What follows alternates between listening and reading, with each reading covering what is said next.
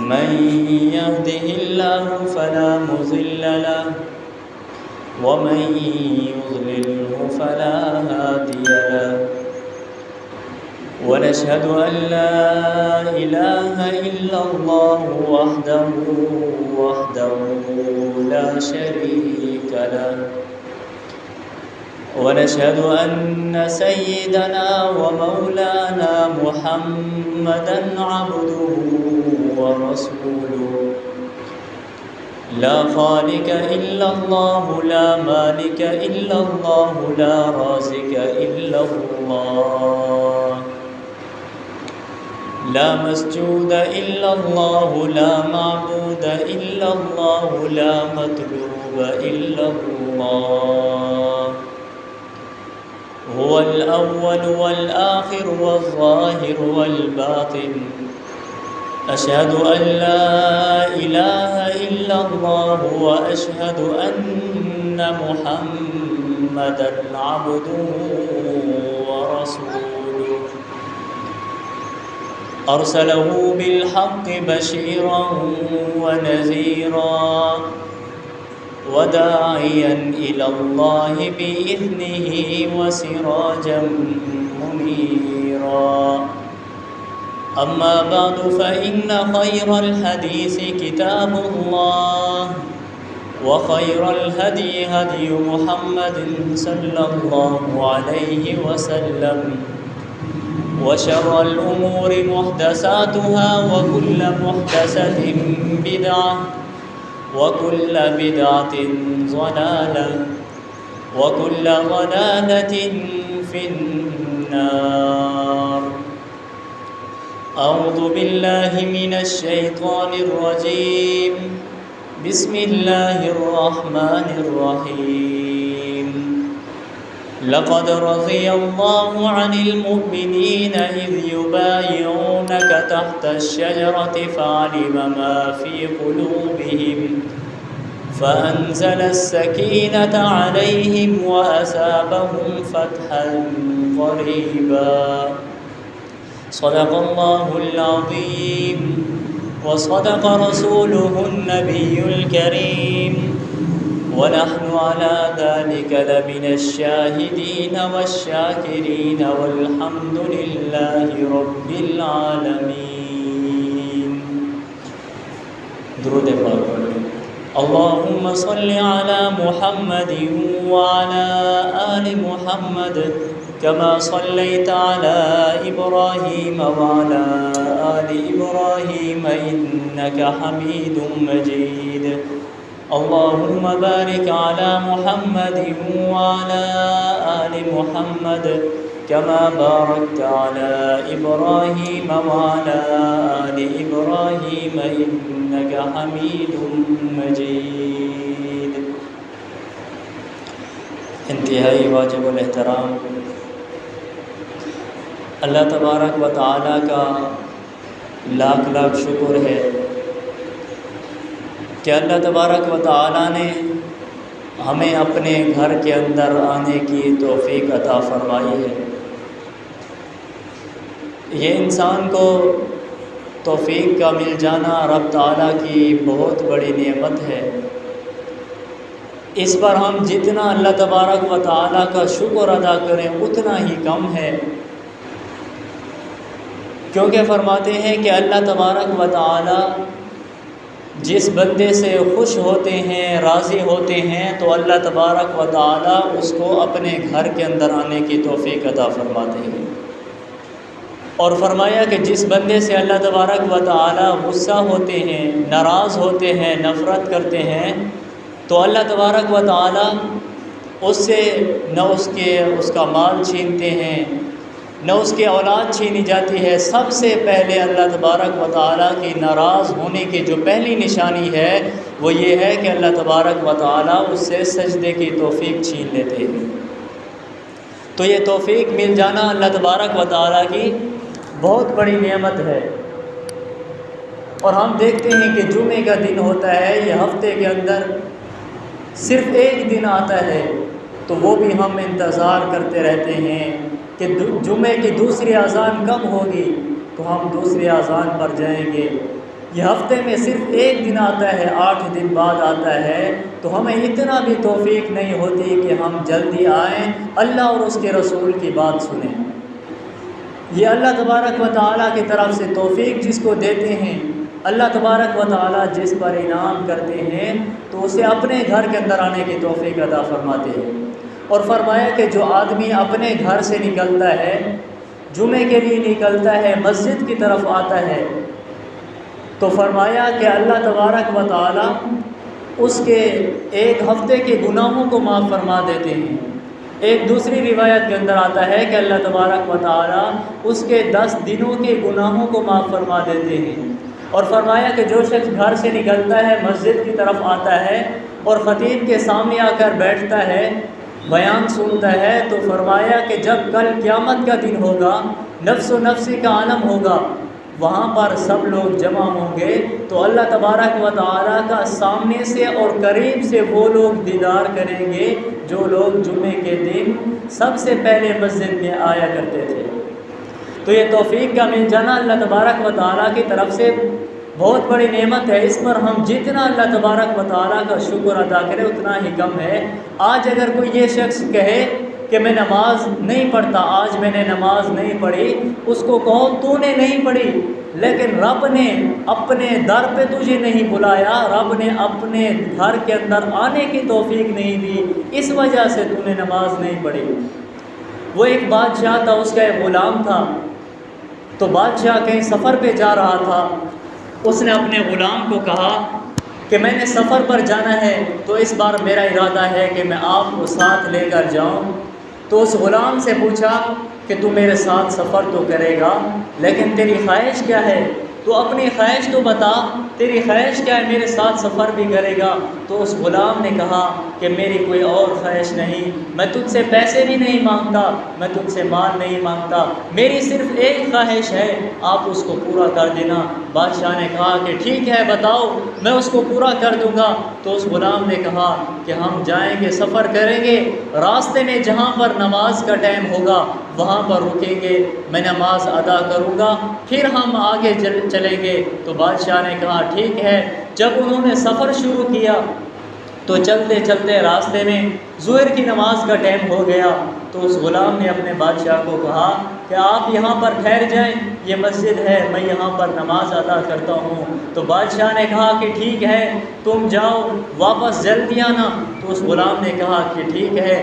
جب وہ غلام مسجد کی طرف گیا، مسجد کے اندر گیا، اس نے وضو کیا، مسجد کے اندر جا کر بیٹھ گیا، امام صاحب کا انتظار کیا۔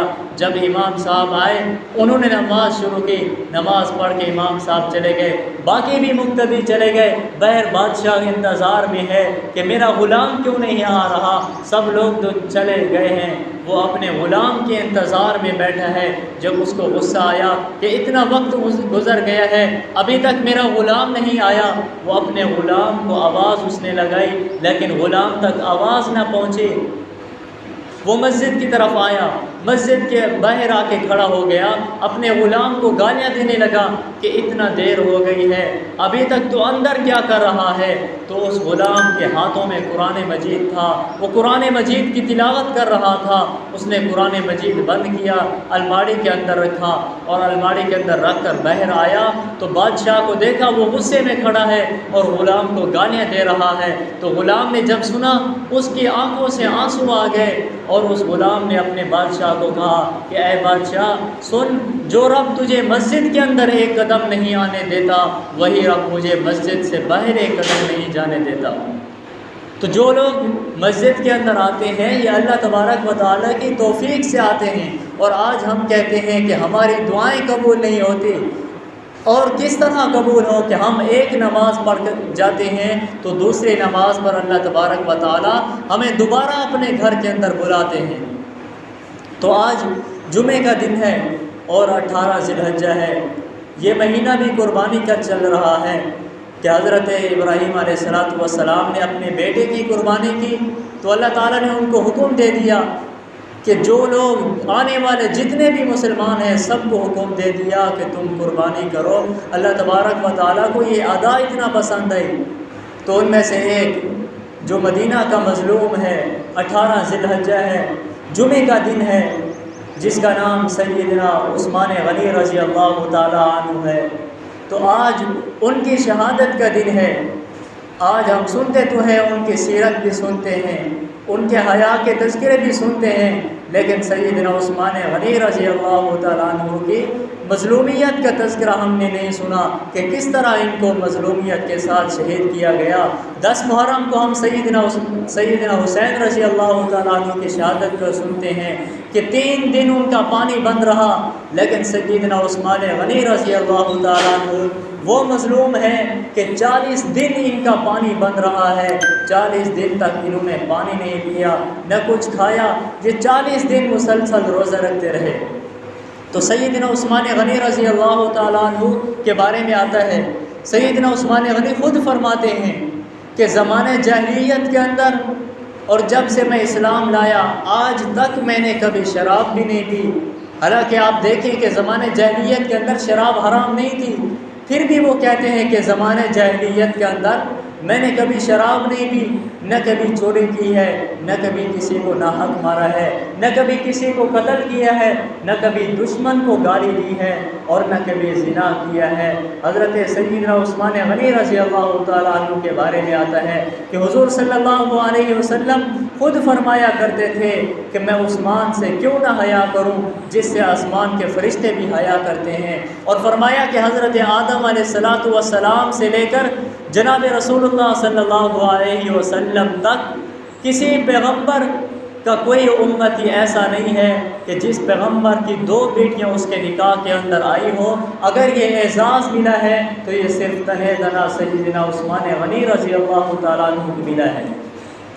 تو سیدنا عثمان حضرت علی رضی اللہ تعالیٰ عنہ سے کسی صحابی نے سوال کیا کہ اے علی، آپ حضرت عثمان غنی کی کوئی ایسی فضیلت، کوئی ایسی خصوصیت بتائیں جو کسی اور کے اندر موجود نہ ہو، کوئی اور اس کا مقابلہ نہ کر سکتا ہو۔ تو حضرت علی رضی اللہ تعالیٰ عنہ نے کہا کہ حضرت عثمان غنی کی یہ خصوصیت ہے، ان کی یہ فضیلت ہے کہ جس کو آسمان کے فرشتے ذی النورین کہتے ہیں۔ ذی النورین کہنے کی وجہ یہ ہے کہ حضور صلی اللہ علیہ وسلم کی 2 بیٹیاں ان کے نکاح میں آئیں، اس وجہ سے ان کو ذی النورین کہا جاتا ہے، اور ان کا ایک لقب ذی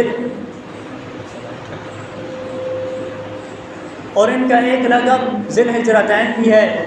سیدنا عثمان غنی رضی اللہ تعالیٰ عنہ وہ آدمی ہیں جنہوں نے 2 مرتبہ ہجرت کی، ایک مرتبہ ہجرت حبشہ اور دوسری مرتبہ ہجرت مدینہ۔ تو سیدنا عثمان غنی رضی اللہ تعالیٰ عنہ کی آج شہادت کا دن ہے کہ ایک مرتبہ حضور صلی اللہ علیہ وسلم بدر کی طرف جا رہے تھے، تو سیدنا عثمان غنی رضی اللہ تعالیٰ عنہ بھی تیار ہو کر آ گئے کہ یا رسول اللہ میں بھی ساتھ چلنے کے لیے تیار ہوں۔ تو حضور صلی اللہ علیہ وسلم نے فرمایا کہ اے عثمان آپ نہ جائیں، میری بیٹی بیمار ہے، آپ ان کا خیال رکھیں۔ تو سیدنا عثمان غنی رضی اللہ تعالیٰ عنہ وہ بدر کے اندر شریک نہیں ہوئے، حضرت رقیہ کا خیال کرتے رہے۔ حضور صلی اللہ علیہ وسلم بدر کے اندر پہنچ گئے، جب لڑائی شروع ہوئی تو حضور صلی اللہ علیہ وسلم جنگ جیت گئے، تو پیچھے سے حضرت رقیہ رضی اللہ تعالیٰ عنہ وہ کہتی تھی حضرت عثمان کو کہ اے عثمان جاؤ تو صحیح، میرے بابا کی خبر لے کر آؤ، جاؤ بدر کے راستے پر کھڑے ہو جاؤ، کوئی قافلہ آئے یا کوئی آدمی آئے ان سے پوچھو تو صحیح میرے بابا کس حال میں ہے۔ آپ دیکھیں کہ بیٹی کا اپنے باپ کے ساتھ کتنا پیار ہوتا ہے۔ حضرت رقیہ تو خود ہی بیماری کی حالت میں ہے، لیکن ان کو اپنی تکلیف یاد نہیں، وہ کہتی ہے کہ میرے بابا کس حال میں ہے، اپنے باپ کا اتنا خیال کرتی تھی۔ تو سیدنا حضور صلی اللہ علیہ وسلم جب وہ جنگ جیت گئے، فاتح بن کر واپس آ رہے ہیں، مدینہ کے اندر داخل ہو رہے ہیں، تو ایک صحابی آگے بڑھا، اس نے اعلان کیا کہ حضور صلی اللہ علیہ وسلم فاتح بن کر آ رہے ہیں۔ تو سب لوگ باہر نکل آئے، خوشی کی لہر دوڑ گئی مدینہ کے اندر کہ حضور صلی اللہ علیہ وسلم فاتح بن کر آ رہے ہیں۔ حضور صلی اللہ علیہ وسلم جب مدینہ کے اندر پہنچے تو دیکھا، کبھی دائیں دیکھتے ہیں، کبھی بائیں دیکھتے ہیں، کبھی آگے دیکھتے ہیں، کبھی پیچھے دیکھتے ہیں۔ تو صحابی سمجھ گئے کہ حضور صلی اللہ علیہ وسلم اپنی بیٹی کو ڈھونڈ رہے ہیں۔ جب یہ باپ ہوتا ہے باہر جاتا ہے، واپس آ رہا ہوتا ہے، اس کو پتہ ہوتا ہے کہ آگے سے میری بیٹی میرا انتظار انتظار کر رہی ہوگی، میری بیٹی میرا استقبال کرے گی۔ تو حضور صلی اللہ علیہ وسلم بھی اپنی بیٹی کو ڈھونڈ رہے ہیں۔ تو ایک صحابی آگے بڑھے، انہوں نے کہا یا رسول اللہ، آپ کی آنکھیں جس ہستی کو ڈھونڈ رہی ہیں وہ تو دنیا کے اندر نہیں رہی، وہ تو اللہ کے پاس پہنچ چکی ہے۔ تو حضور صلی اللہ علیہ وسلم کو جب پتہ چلا کہ میری بیٹی کا انتقال ہو گیا ہے، حضور صلی اللہ علیہ وسلم نے کہا کہ مجھے عثمان کے پاس لے چلو۔ کہا گیا کہ حضرت عثمان وہ اپنی گھر والی کو قبر کے اندر رکھ رہے ہیں۔ تو حضور صلی اللہ علیہ وسلم نے کہا کہ مجھے قبر پر لے چلو۔ جب قبر پر پہنچے تو حضور صلی اللہ علیہ وسلم کی آنکھوں سے آنسو آ گئے۔ حضور صلی اللہ علیہ وسلم نے کہا کہ اے میری پیاری بیٹی، تو نے اپنے بابا کے آنے کا انتظار بھی نہیں کیا۔ ساتھ حضرت سیدنا فاطمہ رضی اللہ تعالیٰ عنہ کھڑی تھی، انہوں نے کہا کہ اے بابا جان، آپ کی بیٹی نے آپ کا بہت انتظار کیا ہے، وہ تو روزانہ پوچھتی تھی کہ بتاؤ میرے بابا کس حال میں ہے۔ وہ آپ کا انتظار کرتے کرتے رب کے پاس پہنچ گئی۔ تو حضرت عثمان غنی رضی اللہ تعالیٰ عنہ نے کہا کہ یا رسول اللہ، اگر آپ اجازت دیں تو قبر کھولیں، آپ اپنی بیٹی کا چہرہ دیکھ لیں۔ حضور صلی اللہ علیہ وسلم نے کہا کہ اے عثمان، اب میری بیٹی قبر کی مہمان بن چکی ہے، اور کہا کہ اے میری پیاری بیٹی، آج تو قبر کے اندر پہنچ گئی ہے، اب تیری اور میری ملاقات قیامت کے دن ہوگی۔ تو جب حضرت رقیہ کا انتقال ہوا، اس کے بعد حضرت عثمان غنی رضی اللہ تعالیٰ عنہ پریشان رہتے تھے۔ تو حضور صلی اللہ علیہ وسلم نے دیکھا کہ عثمان ہر وقت پریشان رہتا ہے۔ حضور صلی اللہ علیہ وسلم نے کہا کہ اے عثمان، آپ پریشان کیوں رہتے ہیں؟ کہا کہ یا رسول اللہ، مجھے یہ ایک اعزاز ملا تھا، میں جہاں سے بھی گزرتا تھا وہ سب مجھے کہتے تھے کہ یہ نبی کا داماد جا رہا ہے، یہ داماد رسول ہے، مجھے یہ فخر ہوتا تھا، میں فخر کے ساتھ چلتا تھا۔ تو آج میرا اور آپ کا یہ تعلق ختم ہو چکا ہے۔ تو حضور صلی اللہ علیہ وسلم نے فرمایا کہ اے عثمان، آپ پریشان کیوں ہوتے ہو؟ میں نے پہلی بیٹی کا نکاح آپ کے ساتھ خود کیا تھا، اب کلثوم کا نکاح رب نے تیرے ساتھ کر دیا ہے۔ کہا کہ اے عثمان، میں اپنی بیٹی کلثوم تیرے نکاح میں دیتا ہوں۔ تو حضرت سیدنا عثمان غنی رضی اللہ تعالیٰ عنہ وہ صحابی ہیں جن کو یہ فضیلت ملی کہ پیغمبر کی 2 بیٹیاں ان کے نکاح کے اندر آ گئی۔ اور ایک حدیث کے اندر آتا ہے کہ حضور صلی اللہ علیہ وسلم نے فرمایا کہ اے عثمان، اگر میری 100 بیٹیاں ہوتی تو ایک انتقال کر کے چلی جاتی، میں دوسری آپ کے نکاح میں دیتا، اسی طرح 100 کی 100 بیٹیاں میں تیرے نکاح میں دے دیتا۔ تو سیدنا عثمان غنی رضی اللہ تعالیٰ عنہ کی یہ خصوصیت ہے، ان کی یہ فضیلت ہے۔ تو جب 18 ذی الحج کی تاریخ آتی ہے تو جمعے کا دن ہے، سیدنا عثمان غنی رضی اللہ تعالیٰ عنہ خطبہ دے رہے ہیں، تو باغیوں کا ایک لشکر آیا۔ انہوں نے دیکھا کہ اکثر صحابہ تو حج پر چلے گئے ہیں، پیچھے مدینہ کے اندر کوئی نہیں ہے۔ انہوں نے ایک سازش تیار کی، سیدنا عثمان غنی رضی اللہ تعالیٰ عنہ مسجد کے اندر خطبہ دے رہے ہیں، تو ایک باغی اٹھا، انہوں نے کہا کہ اے عثمان، ہم آپ کی بات نہیں سننا چاہتے۔ تو حضرت سیدنا عثمان غنی پھر بھی خطبہ انہوں نے جاری رکھا۔ پھر دوسرا آدمی اٹھا، اس نے بھی یہی کہا۔ تیسرا آدمی اٹھا، اس نے بھی کہا کہ اے عثمان، ہم تیری بات نہیں سننا چاہتے۔ حضرت عثمان غنی رضی اللہ تعالیٰ عنہ نے اپنا خطبہ جاری رکھا، تو ایک آدمی گیا، غیر سے اس نے پتھر اٹھایا، اور پتھر اٹھا کر حضرت سیدنا عثمان غنی رضی اللہ تعالیٰ عنہ کو مارا۔ تو حضرت عثمان غنی کے چہرے سے خون نکلنے لگا، خون زمین پر بہا۔ اور ایک آدمی اور اٹھا، اس نے حضرت عثمان غنی رضی اللہ تعالیٰ عنہ کا عصا پکڑا اور اس کو توڑ دیا۔ حضرت عثمان غنی رضی اللہ تعالیٰ عنہ کی آنکھوں سے آنسو آ گئے، اور کہا کہ اے بدبخت، تو مجھے شہید کر دیتا وہ میں برداشت کر لیتا، لیکن تو نے میرے محبوب کا یہ عصا، یہ میرے محبوب کی نشانی کو نہ توڑتا، اور کہا مجھے قتل کر دیتا، مجھے مار دیتا، مجھ پر ظلم کر لیتا، میں وہ برداشت کر لیتا، لیکن میرے محبوب کی نشانی کو تو نہ توڑتا۔ تو جب حضرت عثمان غنی رضی اللہ تعالیٰ عنہ کو اس نے پتھر مارے، تو حضرت عثمان غنی رضی اللہ تعالیٰ عنہ بے ہوش ہو گئے۔ اسی بے ہوشی کی حالت میں حضرت عثمان غنی کو گھر لایا گیا۔ حضرت سیدنا علی رضی اللہ تعالیٰ عنہ گئے، تو حضرت علی رضی اللہ تعالیٰ عنہ سے حضرت عثمان نے پوچھا کہ اے علی، بتاؤ تو صحیح مدینہ کس حال میں ہے؟ حضرت علی رضی اللہ تعالیٰ عنہ نے کہا کہ اے عثمان، آپ اتنا تکلیف کی حالت میں ہیں، سارا مدینہ آپ کے بارے میں پوچھ رہا ہے اور آپ مدینے کے بارے میں پوچھ رہے ہو۔ حضرت عثمان نے کہا کہ اے علی، یہ مدینہ میرے محبوب کی امانت ہے، مجھے لگتا ہے کہ میری شہادت کا وقت قریب پہنچ گیا ہے، تو میں یہی سوچتا ہوں کہ اگر میں اپنے پیغمبر کے پاس پہنچ گیا تو اگر میرے محبوب نے مجھ سے پوچھ لیا کہ اے عثمان بتاؤ تو صحیح مدینہ کو کس حال کے اندر چھوڑ کر آئے ہو، تو سب ساتھی درود پاک پڑھ لیں، بلند آواز سے پڑھ لیں، عقیدت اور محبت کے ساتھ درود پاک پڑھ لیں۔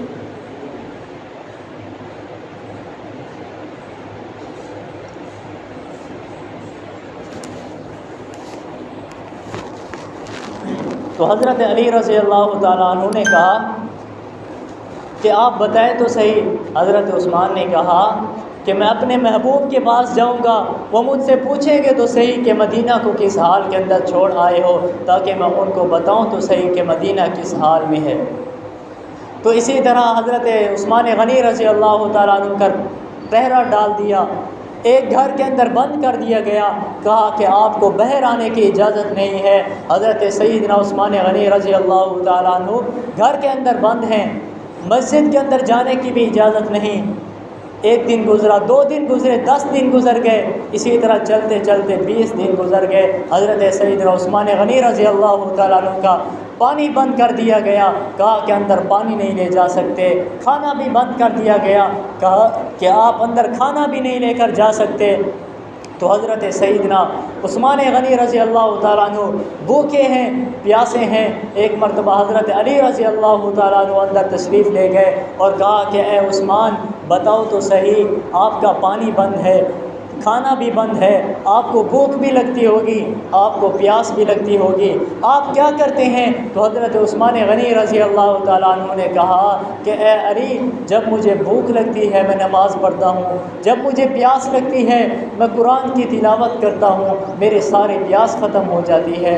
تو حضرت علی رضی اللہ تعالیٰ عنہ نے کہا کہ اے عثمان آپ ہمیں حکم دیں، ہم ان سے جنگ کریں، ان کے ساتھ لڑائی کریں۔ تو حضرت عثمان غنی رضی اللہ تعالیٰ عنہ نے کہا کہ اے علی، میں اپنی جان بچانے کے لیے اپنے محبوب کا مدینہ کی گلیوں کو خون کے ساتھ رنگین نہیں کر سکتا۔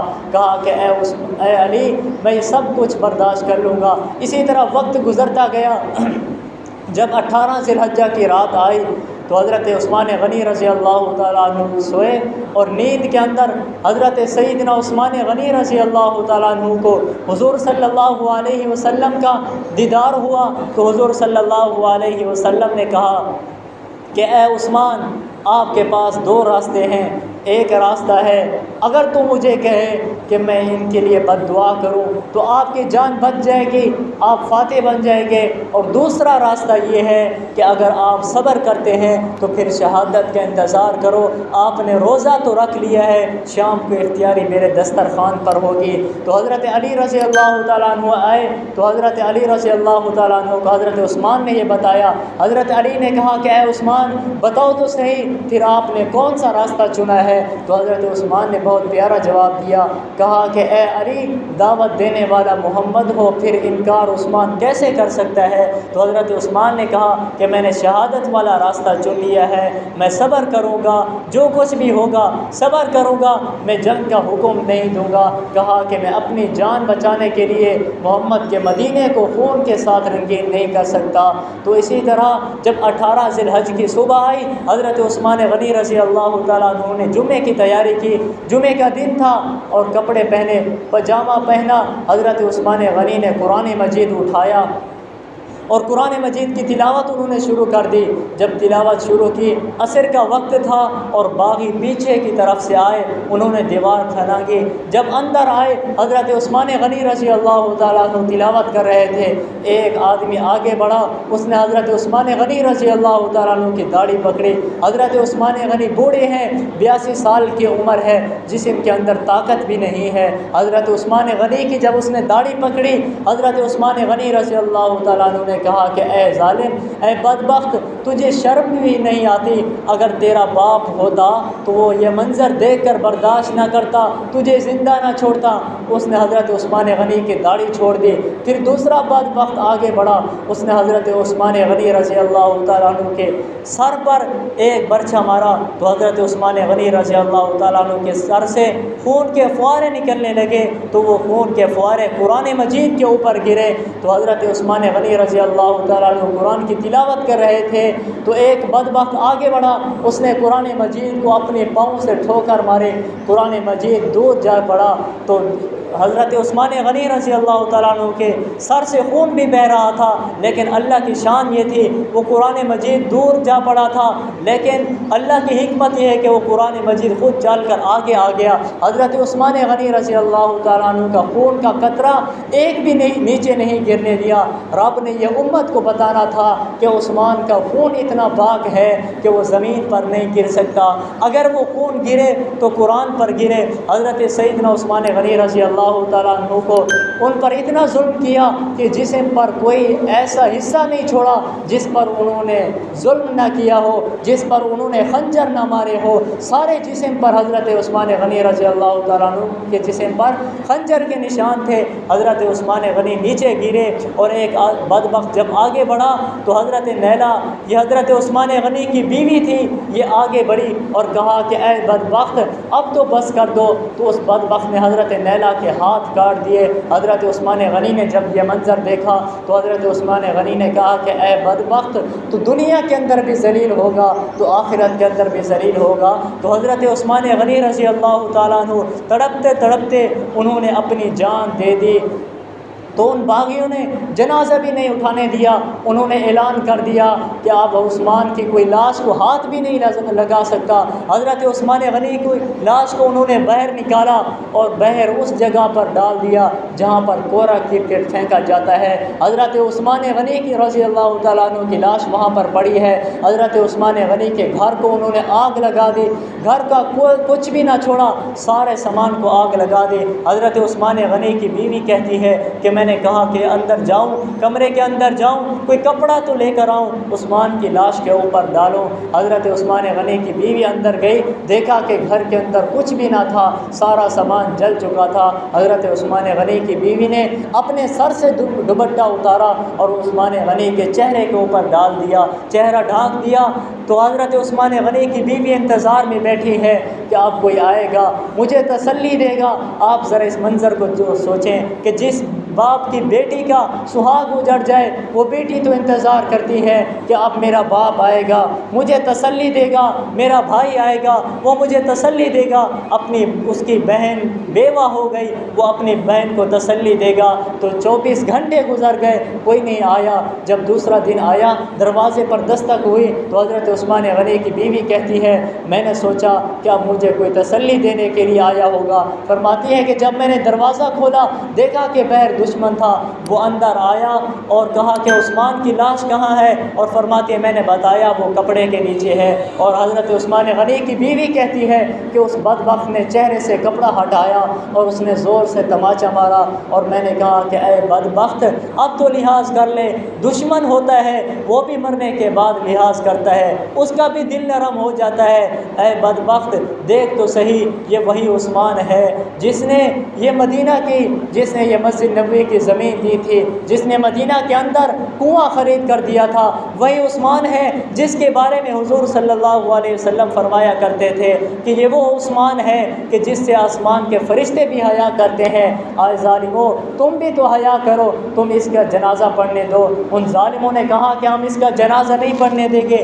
3 دن گزر گئے، جب تیسرا دن گزرا تو حضرت امیر معاویہ رضی اللہ تعالیٰ عنہ کی بہن تھی، وہ اتنا بہادر تھی، رب نے اس کو اتنا طاقت دی تھی، اتنا دلیری دی تھی، وہ باہر نکال آئی۔ جب مدینہ کے صحن کے اندر پہنچے، پردے کی حالت میں ہے اور کہتی ہے کہ ظالموں اگر تم نے عثمان کی لاش کو نہ اٹھانے دیا، اگر تم نے عثمان کا جنازہ نہ اٹھانے دیا تو آج میں یہ پردہ اتار دوں گی۔ تمہیں پتہ ہے کہ جب نبی کی بیوی پردہ اتارے گی تو رب کی طرف سے یہ عذاب نازل ہو جائے گا۔ تو وہ ظالم ڈر گئے، انہوں نے کہا کہ اگر یہ ام حبیبہ، اگر یہ اپنے سر سے دوپٹہ اس نے اتار لیا تو رب کا عذاب نازل ہو جائے گا۔ گا ہم برباد ہو جائیں گے۔ انہوں نے کہا کہ ٹھیک ہے آپ اس کا جنازہ اٹھا سکتے ہو، لیکن دن کے وقت بھی نہیں، رات کے وقت آپ اس کا جنازہ اٹھائیں، وہ بھی صرف 4 آدمی ہو، اس سے زیادہ بھی کوئی نہ ہو۔ حضرت عثمان غنی کی بیوی کہتی ہے کہ 4 آدمی تھے جنہوں نے رات کے وقت وہ آئے، رات کی تاریخی ہے، اندھیرا ہے، روشنی بھی نہیں ہے۔ حضرت عثمان غنی کی بیوی کہتی ہے کہ 4 آدمیوں نے جنازے کو کندھا دیا اور میرے ہاتھ کے اندر چراغ تھا، میں وہ چراغ لے کر آگے جا رہی تھی، میری انگلیاں بھی کٹی ہوئی تھی۔ وہ اب ایک بیوی ہے، آپ دیکھیں کہ اگر ہمارے شہر کا کوئی MNA ہو، کوئی بڑا ہو، جب اس کا جنازہ جاتا ہے کتنا پروٹوکول کے ساتھ جاتا ہے، شہر کے سارے آدمی اس کے ساتھ جاتے ہیں، کہتے ہیں کہ فلاں MNA کا جنازہ ہے۔ آپ ذرا یہ منظر تو دیکھیں کہ 18 ذی الحجہ ہے، حضرت عثمان غنی رضی اللہ تعالیٰ عنہ کی لاش جا رہی ہے، لیکن ساتھ کوئی نہیں، صرف 4 آدمی ہے۔ پھول برسنے تھے کیونکہ یہ مسلمانوں کا خلیفہ تھا، لیکن پھولوں کی جگہ ان ظالموں نے پتھر پھینکے۔ حضرت عثمان غنی رضی اللہ تعالیٰ عنہ کی لاش جا رہی تھی، ان ظالموں نے اپنی چھتوں کے اوپر چڑھ کر حضرت سیدنا عثمان غنی رضی اللہ تعالیٰ عنہ کی لاش پر پتھر پھینکے۔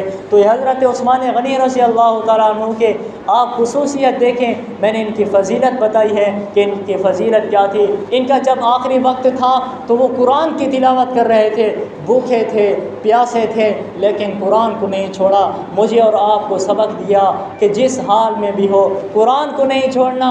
آج ہم دیکھیں جب سے ہم نے قرآن کو چھوڑ دیا، ہم نے قرآن کی تلاوت کرنا چھوڑ دی، تو پھر دشمنوں کو موقع ملا۔ آپ نے دیکھا پچھلے دنوں کے اندر وہ اس ملک کے اندر قرآن مجید کو جلایا گیا۔ اصل بات یہ ہمارا ایمان کمزور ہو چکا ہے، ہم قرآن سے دور ہو چکے ہیں، دشمنوں کو موقع مل چکا ہے۔ آج تو ہم کہتے ہیں کہ ہم رات کے وقت جب تک گانا نہ سنیں ہمیں نیند نہیں آتی، جب رات کو گانا نہ سنیں دل تڑپتا ہے، نیند بھی نہیں آتی، گانا سنتے ہیں پھر نیند نہیں آتی۔ ہمیں کیا ہو گیا ہے؟ ہونا تو یہ تھا ہم یہ کہتے کہ ہم قرآن نہ پڑھیں ہمیں نیند نہیں آتی، رات کو ہم قرآن کی تلاوت کر کے سوتے پھر ہمیں نیند نہیں آتی۔ ہم قرآن سے دور ہو گئے ہیں، جب سے ہمارے گھروں کے اندر یہ گانا عام ہو چکا ہے اس وقت سے پھر دشمنوں کو موقع مل چکا ہے، وہ قرآن کی بے حرمتی کرتے ہیں، قرآن کا مذاق اڑاتے ہیں۔ آج ہم ان کو بتائیں، ان کو سبق دیں، آج ہم اپنی اولادوں کے دلوں کے اندر قرآن کی محبت ڈال دیں، ان کو قرآن کا معنی بتائیں، قرآن کا مفہوم سمجھائیں۔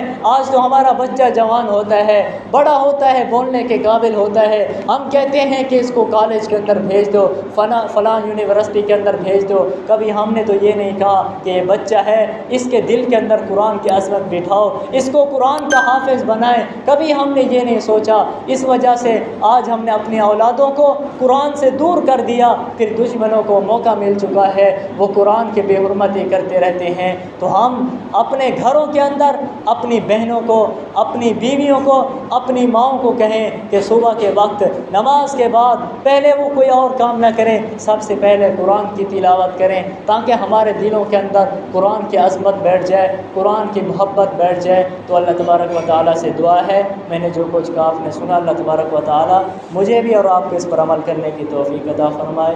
وآخر دعوانا الحمدللہ۔